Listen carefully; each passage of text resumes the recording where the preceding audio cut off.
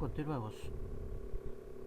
Ahora que ya tenemos nuestro sistema de referencia y que vamos a trabajar en un sistema de referencia inercial, tenemos que introducir el concepto de velocidad y rapidez. Pero para ello tenemos que aclarar otros conceptos, como es el concepto de trayectoria, desplazamiento, vector posición, que son magnitudes, algunas son escalares y otras son vectoriales. Veamos acá. Entonces, en dos dimensiones vamos a tener el vector desplazamiento que nos va a indicar la posición de la partícula en ese instante de tiempo. Entonces tenemos la posición vectorial R1 en el tiempo 1. Después vamos a tener el objeto en la posición vectorial R2 vectorial en un tiempo 2. Entonces, esta línea verde que está aquí es la trayectoria o el camino recorrido. Y este vector que está desde la posición R1 vectorial hasta esta otra posición R2 vectorial se va a conocer como el desplazamiento. Obviamente el T1 y el T2, el tiempo 1 y el tiempo 2, es la diferencia de tiempo en que ocurrió ese desplazamiento y en el cual también se demoró en recorrer realmente el objeto, ese camino verdecito que está ahí. ¿Ya? Entonces distinguir que el vector posición es el que nos va a indicar entonces la posición de la partícula en cada instante de tiempo, y el vector desplazamiento es un vector que nos va a indicar cuánto se desplazó de un punto a otro punto. ¿Ya? La trayectoria va a ser una magnitud escalar, ¿ya? Que nos va a indicar entonces efectivamente cuál fue el camino recorrido, y el tiempo también va a ser una magnitud escalar que nos va a indicar entonces el tiempo en que se demoró en cubrir esa distancia. Pasemos entonces ahora a ver un concepto que es el vector. Vector, ¿qué es lo que es un vector?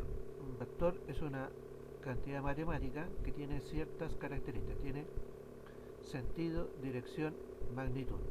Entonces, dirección es la línea, esta línea rojita que está ahí, en donde se va a ubicar este elemento. Tiene un principio y un final. Donde se coloque la flechita va a ser el sentido. Y la distancia que tenga esta flechita se va a llamar magnitud. Si se fijan aquí, se forma una estructura geométrica llamada un triángulo rectángulo. Y aquí se aplica el teorema de Pitágoras. Entonces, el teorema de Pitágoras tiene todas estas fórmulas, unas que relacionan los lados del triángulo rectángulo y otras que relacionan los lados del triángulo con los ángulos interiores. Entonces, cuando estemos hablando de ángulos y lados, vamos a hablar de las razones trigonométricas o funciones trigonométricas, como el seno, coseno, tangente, cotangente, secante y cosecante. Y vamos a utilizar el teorema de Pitágoras cuando utilicemos solamente los lados, aplicando a los catetos y a la hipotenusa. ¿Para qué nos va a servir esto? Para determinar entonces las magnitudes de los vectores.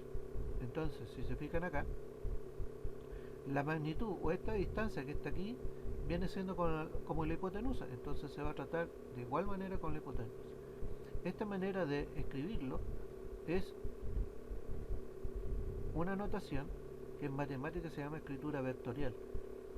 Nosotros la vamos a utilizarla porque de aquí en adelante en física vamos a utilizar estas cantidades. ¿Ya? Entonces vamos a tener aquí el módulo del vector R. Este es el vector R. ¿Cómo se calcula? Entonces aplicando el teorema de Pitágoras. Entonces aplico el cateto, ¿ya? La suma de los cuadrados de los catetos, y nos va a dar entonces el valor de la magnitud de este vector, que va a ser la hipotenusa. Se marca entre dos barritas el vector. Y por lo tanto cada componente de este lado de este triángulo entonces se utilizan con las funciones trigonométricas. Entonces x va a estar asociado con el coseno e y va a estar asociado con el seno, conociendo ya el valor de la magnitud de la hipotenusa, que en este caso es la magnitud del vector r. Y aquí aparece un vector que se llama vector unitario, que es un vector chiquitito con el cual de cuántos de estos vectores está construido el vector R. ¿Ya? Entonces, A eso se le llama el vector unitario. Entonces, en otras palabras, tomo el vector y lo divido por tantas unidades está construido. Entonces eso me define la dimensión en donde yo estoy ubicando ese vector. Ya ese vector se le coloca arriba como un gorrito de chino, ya que estamos hoy día con los coronavirus, se le coloca así ese tonguito y a eso se le llama vector unitario. Sigue siendo un vector, pero se le coloca ese gorrito para distinguir que es el vector unitario, es la unidad, ¿ya? Con esa unidad yo voy a construir el resto de los vectores para esa dimensión, ¿ya?